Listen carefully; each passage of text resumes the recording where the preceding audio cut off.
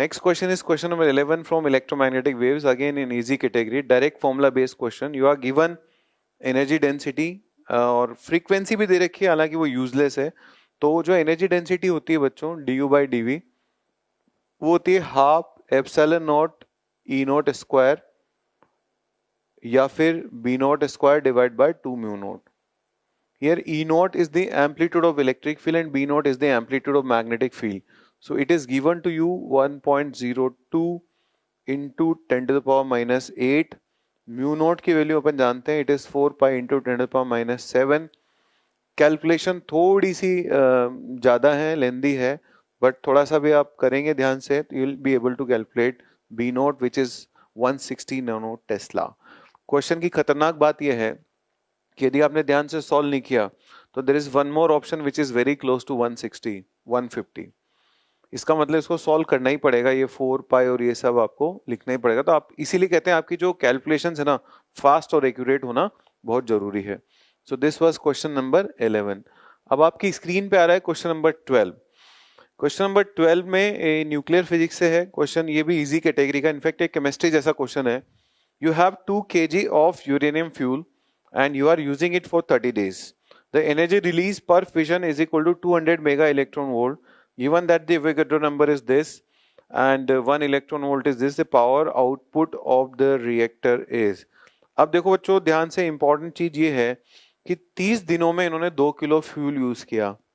इसका मतलब ये है कि 30 दिनों की पहले टोटल एनर्जी निकाल लेते हैं. 2 किलो यानी कि 2000 डिवाइड बाय 235, ये हो गया number of moles, multiply by Avogadro number, ये हो गया number of atoms, multiply by 200 mega electron volt, ये हो गई टोटल एनर्जी जो रिलीज हुई है. दोबारा समझाता हूं, ये क्या है, मास किसका, जो रिएक्टेंट है उसका, ये क्या है मोल्स, ये क्या है एटम्स, ये क्या है जो टोटल एनर्जी रिलीज हुई वो. तो ये 30 डेज में रिलीज हुई, divide by 30 multiply by 30 days into 60 into 60. तो अगर आपको एक सेकेंड में एनर्जी चाहिए, 30 multiply by 24 multiply by 60 into 60. तो कैलकुलेशन भले ही लंबी है लेकिन क्वेश्चन टफ नहीं है. और आप क्योंकि मैथमेटिक्स के स्टूडेंट हैं, इस तरह की कैलकुलेशंस करने के आदी हैं, तो आई होप कि आपने इसको कर लिया होगा.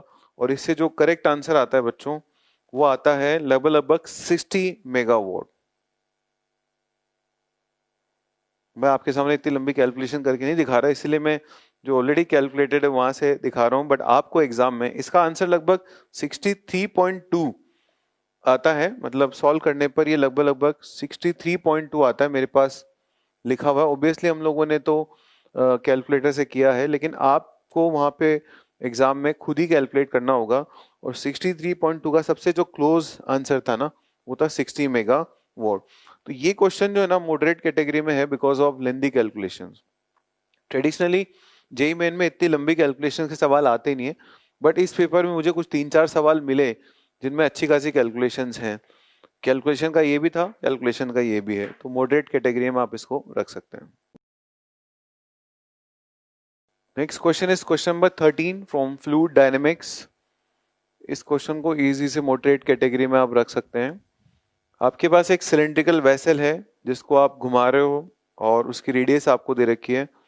आपसे omega, angular speed of rotation is omega, it is also given to you. You want to know the difference of height in of the liquid at the content center of the vessel and its at the side will be. देखो बच्चों, वैसे तो ये standard है, बहुत ही simple है. बहुत सारी जनता तो इसको रिजल्ट की तरह याद रखती है. इनफैक्ट मैं तो अपने स्टूडेंट्स को क्लास में बताता भी हूँ कि ये डायरेक्ट रिजल्ट है. उसको डिराइव भी करा देते हैं, मैं आपके सामने भी डिराइव कर रहा हूँ. और इसको दो तरह से डिराइव करते हैं, एक आप प्रेशर बैलेंस करके डिराइव कर सकते हैं, दूसरा आप एक बर्नौली थ्योरम लगा के भी कर सकते हैं. तो मैं कंटेनर के फ्रेम में जाता हूं और कंटेनर के फ्रेम में जाकर, और एक तीसरा मेथड और है बिना बर्नौली के, वो एक बहुत सिंपल मेथड है, आपको भी अच्छा लगेगा. देखो मैं वो बताता हूं. मान लीजिए कि मैं इसको घुमा रहा हूं जोर से और कंटेनर के फ्रेम में जाके बैठ गया. तो यहाँ पे जो मोलिक्यूल है उस मॉलिक्यूल पे बाहर की तरफ एक सेंट्रीफ्यूगल फोर्स लग रहा होगा m omega square x if this distance is x, let's say this is 0 0। मैं इस कर की इक्वेशन लिख दूंगा, और अगर मैंने कर की इक्वेशन लिख दी तो फिर उसके बाद मैं बता दूंगा x is equal to R पर y की वैल्यू कितनी होगी। ठीक है, उसके अलावा यहाँ जो छोटा सा मॉलिक्यूल है, m is the mass of molecule, उसके नीचे की तरफ क्या लग रहा होगा बच्चों, mg। और अगर मैं टेंजेंट के अलोंग फोर्स निकालूं तो m ओमेगा स्क्वायर का कौन सा कंपोनेंट आएगा, m omega square x cos theta, और इधर mg का कौन सा कंपोनेंट आएगा, mg साइन थीटा। भी थोड़ी देर पहले हमने पहले भी इसी टाइप की एक चीज करी थी। इफ इट इज सरफेस, अगर ये सरफेस है and I am stationary with respect to container, इसका मतलब मुझे सरफेस एकदम यूनिफॉर्म दिखेगा, स्टीडी दिखेगा, no movement along tangent, tangent के अलोंग मॉलिक्यूल आगे पीछे नहीं जाएंगे, तो क्या टेंजेंट के अलोंग नेट फोर्स को जीरो होना चाहिए। So I can say m omega square x cos theta must be equal to mg sin theta. Why, because with respect to container this is steady state, steady हो गया, सब कुछ रुक गया वहां पे, मॉलिक्यूल ऊपर जा रहा है नहीं नीचे आ रहा है। सोचो अगर ये वाले फोर्स का इधर वाला कंपोनेंट बड़ा होगा तो क्या होगा, ये भागेगा, अगर ये बड़ा होगा तो क्या होगा, ये नीचे भागेगा, बट दोनों बराबर होंगे तो क्या होगा, जो जहां है वहीं इक्विलिब्रियम में आ गया। सो अगर ये इक्विलिब्रियम में है तो मैं यहां से बोल सकता हूं tan theta is equal to omega square x upon g, but आप जानते हैं टेन थीटा का मतलब होता है slope dy by d x. So you integrate both sides, जैसे आप इसको इंटीग्रेट करोगे आपको एक स्टैंडर्ड इक्वेशन मिलेगी, x बराबर 0 पर y बराबर 0 है, इसका मतलब c भी क्या है, 0 है हमारे लिए। अब आप मजे से x की वैल्यू r डाल के, x की वैल्यू r डाल के y की वैल्यू निकाल सकते हैं। When x is equal to r, y is equal to, y मतलब भी h is equal to omega square r square divide by 2g। ये एक मेथड है। एक मेथड और है, आप यहां पर एक कॉलम ले लें, लिक्विड का कॉलम ले लें, यहां का प्रेशर जो है वो है पी नॉट, यहां का प्रेशर जानना चाह रहे हैं, लेकिन अगर ये पूरा कॉलम सर्कल पे घूम रहा है तो सेंट्रीफ्यूगल फोर्स बाहर की तरफ लग रहा होगा इसके ऊपर, पूरे कॉलम के ऊपर। मान लीजिए यहां से यहां तक की डिस्टेंस ये आर दे दी मैंने आपको, तो एक अल्टरनेट मेथड और बता देता हूं, छोटा सा मेथड है इसलिए कहीं भी बताया जा सकता है, यहां बता देता हूं। This pressure is P naught and this pressure is P and there is a centrifugal force, तो ये बताओ पी बड़ा होगा या पी नॉट, सोच के देखो अपने मन में।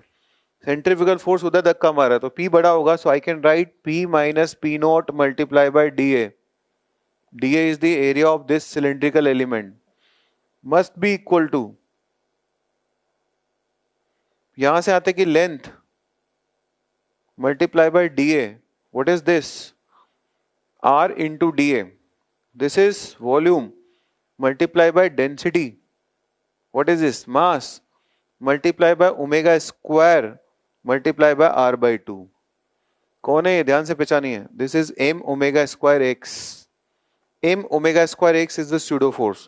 what is x, why I am considering centromass here, because इस कॉलम का पूरा सेंट्रोमास यहाँ माना जा सकता है, तो मैंने इसमें से इसको घटा के सेंट्रीफ्यूगल फोर्स के बराबर इसको कर दिया। अब एक कॉलम मैं बनाऊंगा ऊपर से,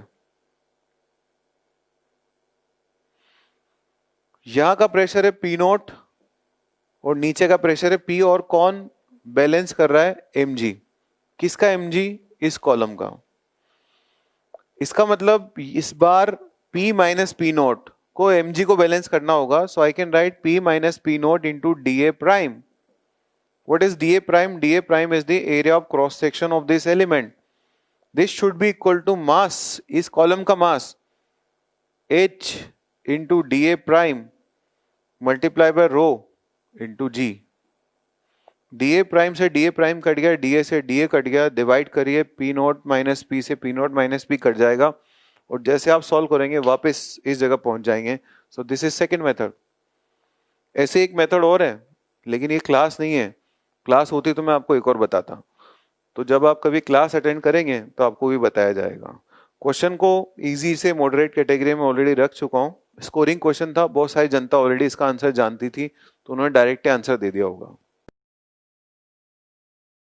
क्वेश्चन नंबर 14 बच्चों, ये फिर से एक आरबीडी का एक इजी सा क्वेश्चन है। आपको एक सिलेंडर दे रखा है जिसका मास m, रेडियस r है, और एक स्टेप है जिसकी हाइट a है, और आप एक फोर्स लगा रहे हो विच इज परपेंडिकुलर टू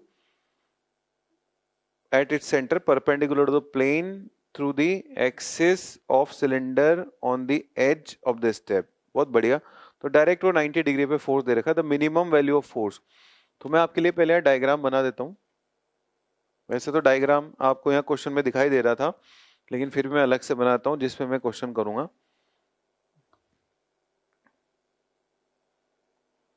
अपने को यहाँ एक सिलेंडर दे रखा है, ठीक है, और ये जो लाइन है इसके परपेंडिकुलर एक फोर्स लगाया जा रहा है। ये बहुत अच्छी बात है कि फोर्स परपेंडिकुलर है, ठीक है। तो क्योंकि फोर्स परपेंडिकुलर होगा तो मैं इसके अबाउट डायरेक्ट टॉर्क लिख सकता हूँ। Normal is passing through this point, friction is passing through this point. इसका मतलब फ्रिक्शन नॉर्मल सब यहीं से गुजर रहे होंगे। एक नॉर्मल यहाँ भी था, लेकिन जैसे ही वो ऑब्जेक्ट उठने वाला होगा this will tend to zero, और यहाँ पर एक mg। सो मेनली आप देख सकते हैं कि फ्रिक्शन और नॉर्मल का तो कोई टॉर्क आएगा नहीं इस पॉइंट के अबाउट, इस एक्सेस के अबाउट, लेकिन उस फोर्स का टॉर्क आएगा that will be equal to F into R, because this perpendicular distance is R. और mg का टॉर्क आएगा, mg का टॉर्क निकालने के लिए आप ये बोल सकते हो, देखो यहां से लेकर यहां तक की जो डिस्टेंस है इसको मैं x मान लेता हूं। So this minus mg into x should be more than equal to 0. So if you want to calculate minimum value of force so that it topples, so that it rotates, यानी कि उड़ जाता है इसके about, so it should be equal to mg into x upon r। अब मैं आपको x की वैल्यू बता सकता हूं, आप x की वैल्यू आसानी से निकाल सकते हैं। This triangle is having a radius r, this gap is r minus a and this is x। तो आप इसमें पाइथागोरस थ्योरम लगा सकते हैं, r square is equal to r minus a whole square plus x square। So you calculate value of x and replace here, you will be able to calculate f का minimum। f का minimum value आप निकाल सकते हैं। There will be only one option। हमारा अगला question है question number 15, जो कि एक बहुत आसान क्वेश्चन है। This question is from KTG, Heat and Thermodynamics। A gas mixture consists of 3 moles of oxygen and 5 moles of argon at temperature T। Assuming the gases to be ideal and the oxygen bond to be rigid, the total internal energy of the mixture। देखो बच्चों, ये तो सीधा formula based question था, इसको मैं easy category में रखूंगा। F1/2 N1 plus F2/2 N2 RT। Simple आपको इंटरनल एनर्जी लिखना है। F1 एक गैस आपकी मोनोएटॉमिक है, एक गैस आपकी डायटोमिक है। तो जो डायटोमिक गैस है ऑक्सीजन, उसके F1 की वैल्यू होगी 5, N1 उसके कितने दे रखे 3। मोनोटोमिक गैस है वो है ऑर्गन, उसके नंबर ऑफ मोल्स कितने दे रखे हैं, F2 is 3 and the number of moles 5। उल्टा पुल्टा लिख दिया, गैस मिक्सचर ऑफ 3 मोल्स, हाँ सही तो है, तो 5 moles. Okay, and temperature RT की टर्म में आपको आंसर देना था इन यूनिट्स ऑफ RT। इसका मतलब आपका आंसर तो यहीं से आ जाएगा। आप जैसे इसको सॉल्व करोगे आपको मिलेगा 15 टाइम्स RT। तो इसका करेक्ट आंसर होगा 15 यूनिट्स ऑफ RT। तो बहुत एक्स्ट्रा इजी कैटेगरी में इस क्वेश्चन को हम रख सकते हैं, क्योंकि स्पेस है, इसलिए मैं सोच रहा हूँ नेक्स्ट क्वेश्चन 16 भी सॉल्व कर लेते हैं। स्क्रीन पे आप देख सकते हैं इस समय आपको क्वेश्चन नंबर 16 नजर आ रहा है। If speed v, area A and force F are chosen as fundamental units, then the dimension formula of Young's modulus will be। देखो बच्चों, यंग्स मॉडुलस का डायमेंशन फॉर्मूला हमें स्पीड, एरिया और फोर्स की term में मान लो लिखना है। फोर्स आगे ले लेते हैं, फोर्स की पावर x, एरिया की पावर y एंड स्पीड की पावर z। ठीक है, यंग्स मॉडुलस की डायमेंशन वही होती है जो प्रेशर की डायमेंशन होती है। So it is m1 L minus 1 T minus 2। Young's modulus और प्रेशर की डायमेंशन सेम होती है, Young's modulus is force upon area divided by strain. Strain is dimensionless, right? So F force इसकी होती है M1 यानी mx, L1 यानी ly, M1 L1 t minus 2, t to the power minus 2x, area यानी कि L की power 2, ठीक है। वेलोसिटी मीटर पर सेकेंड यानी L की पावर z और t की पावर माइनस z।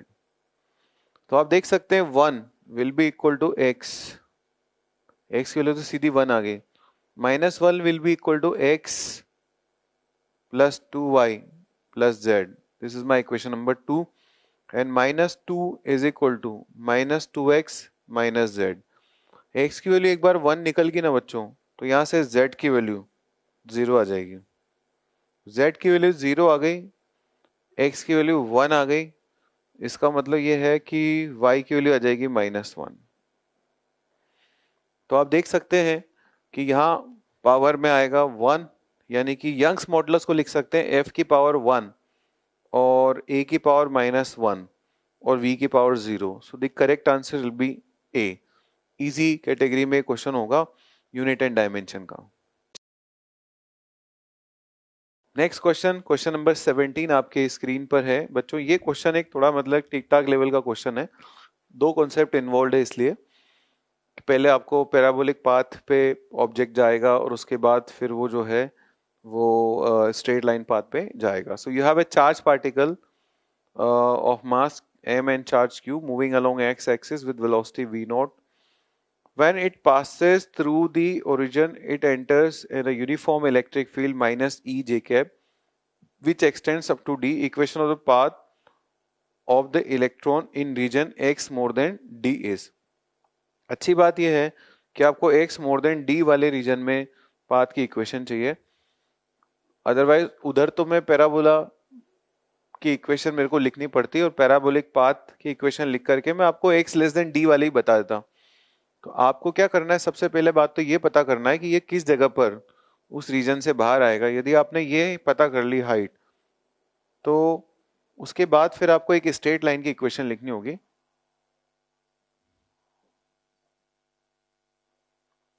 यहां से स्ट्रेट लाइन पे जाएगा, ओके। यहां से लेकर यहां तक की हाइट मान लीजिए y नोट है, ठीक है, और इस पॉइंट के कोऑर्डिनेट्स अगर हम लिखना चाहें तो इस पॉइंट के कोऑर्डिनेट अगर मान लीजिए x, y है, तो हम लोग इसको इस तरह से भी देख सकते हैं कि ये जो स्लोप होगा, if this angle is theta, this is a straight line, and if you know y naught then you know this height, this is y minus y naught, y is the coordinate, y actually इसका ये distance y naught है, coordinate will be minus y naught, है ना, तो यहाँ कोई गड़बड़ नहीं होनी चाहिए।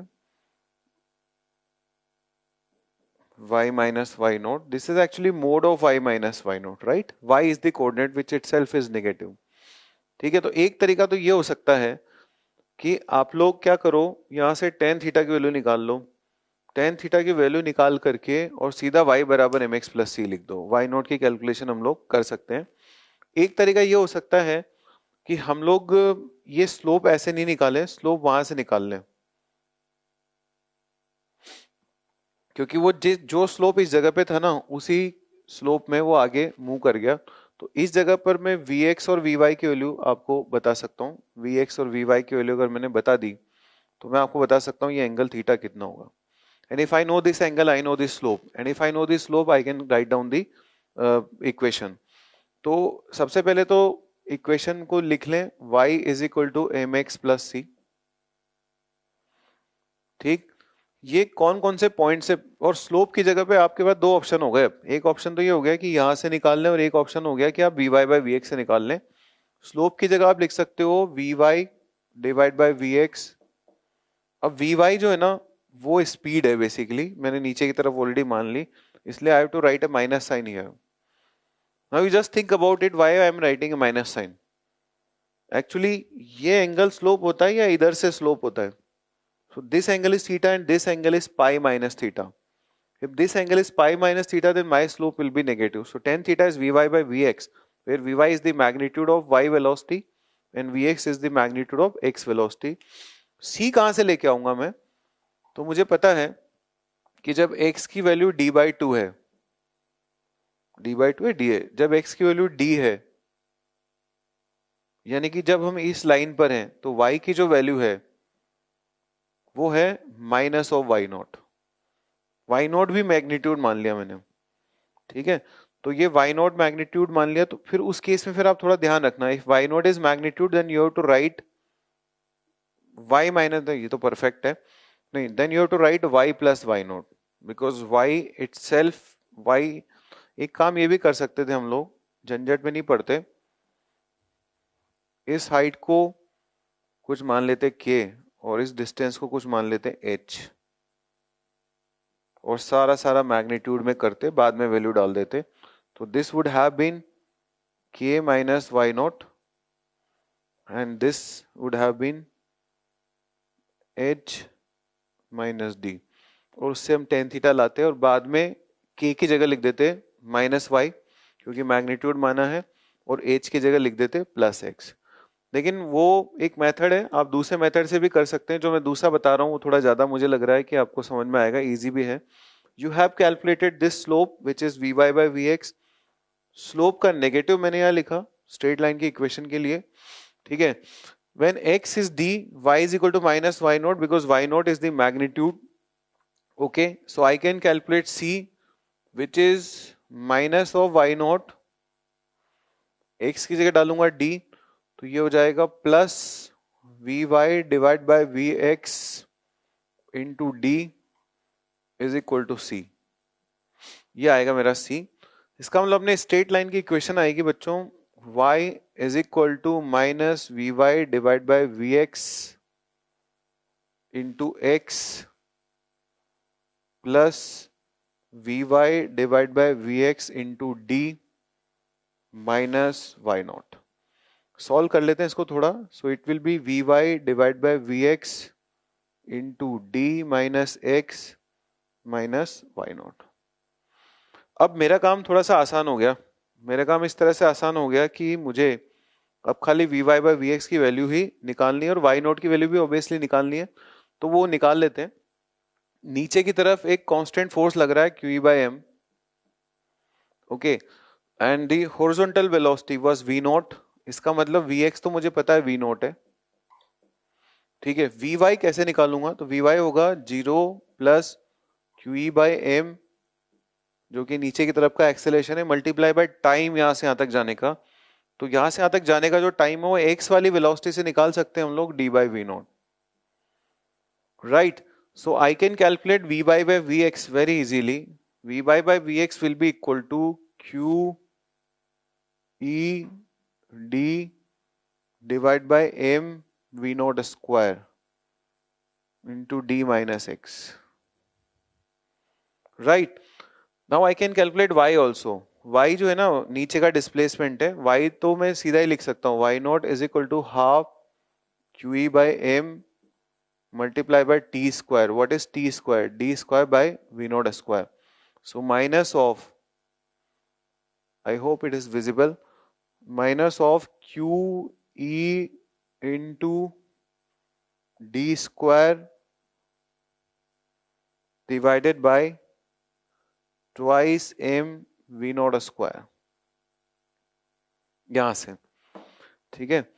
अब आप थोड़ा सा इसको रीअरेंज करके देख लो बच्चों, एक काम करो, q E d divide by m v naught square ले लो कॉमन, तो मेरे को ऐसा लग रहा है यहाँ पे d minus x minus D by two आएगा, तो आंसर आ रहा है d by two minus x, so the correct answer will be 1। तो क्वेश्चन थोड़ा सा टफ कैटेगरी का मान सकते हो आप, है ना, मॉडरेट से टफ कैटेगरी कैलकुलेशंस की वजह से। अब आपकी ट्रिग्नोमेट्री पे डिपेंड करता है, आपकी मैथमेटिकल स्किल्स पे डिपेंड करता है कि आप ऐसे स्लोप निकाल रहे हो या वैसे निकाल रहे हो जैसे मैंने बताया। यहाँ एक बार और बता देता हूँ, एक्स वाली वेलोसिटी कांस्टेंट है, वाई वाली velocity 0 plus a t, this is a and this is t, y वाला डिस्प्लेसमेंट सीधा लिख दिया half a t square, right. So this is question number 12। Our next question is from Principle of Communication.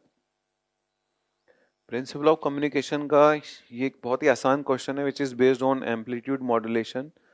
You are given an amplitude modulated wave जो आप वहां देख पा रहे हैं स्क्रीन पे, 5 times 1 plus 0.6 cos 6280 t, okay, into sine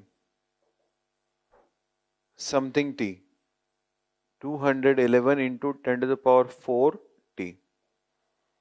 ठीक, ये हायर फ्रीक्वेंसी है, ये लोअर फ्रीक्वेंसी है। तो ये लोअर फ्रीक्वेंसी की एक वेव आपने एम्पलीट्यूड के अंदर इंसर्ट करी।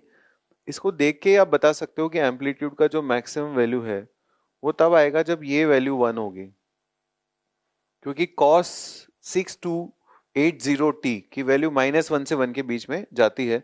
So when this value oscillates between -1 and 1, your amplitude will oscillate from 5 into 1.6 to minimum of 5 into 0.4, यानी कि एम्पलीट्यूड 2 से लेकर के 8 के बीच में आना चाहिए। लेकिन चांस की बात है, इसमें 2 से लेकर 8 के बीच का कोई ऑप्शन नहीं है। तो जो सबसे बेस्ट ऑप्शन इसमें नजर आ रहा है वो मेरे को थर्ड ऑप्शन नजर आ रहा है, जिसमें इन्होंने 2.5 से लेकर 8 तक की वैल्यू दी है। ठीक है, तो वैसे 2 से लेकर 8 ही आंसर होना चाहिए, बट क्योंकि ऑप्शंस नहीं अपने पास, अवेलेबल ऑप्शंस में सबसे बेस्ट ऑप्शन अगर चुनेंगे तो दैट विल बी 3। इसलिए इसका करेक्ट आंसर मेरे ख्याल से बेस्ट जो सूटेबल आंसर है वो होना चाहिए 3। क्वेश्चन को मैं इजी कैटेगरी में रखूंगा, एक्सेप्ट दिस एरर पार्ट जो थोड़ी इसमें गड़बड़ है। हो सकता है कुछ बच्चों ने चैलेंज भी किया हो इसको। क्वेश्चन नंबर 19 भी मुझे लग रहा है साथ के साथ किया जा सकता है। आप स्क्रीन पे इस समय क्वेश्चन नंबर 19 देख सकते हैं। You have two trains, train A and B, which are moving on parallel track in the opposite direction with a speed 36 and 72। देखो बच्चों, 36 वो होगा 36 इंटू 5/18 मीटर पर सेकेंड, 1 किलोमीटर पर आवर इस 5/18 मीटर पर सेकेंड। इसका मतलब एक ट्रेन जा रही है 10 मीटर पर सेकेंड से, ऐसे।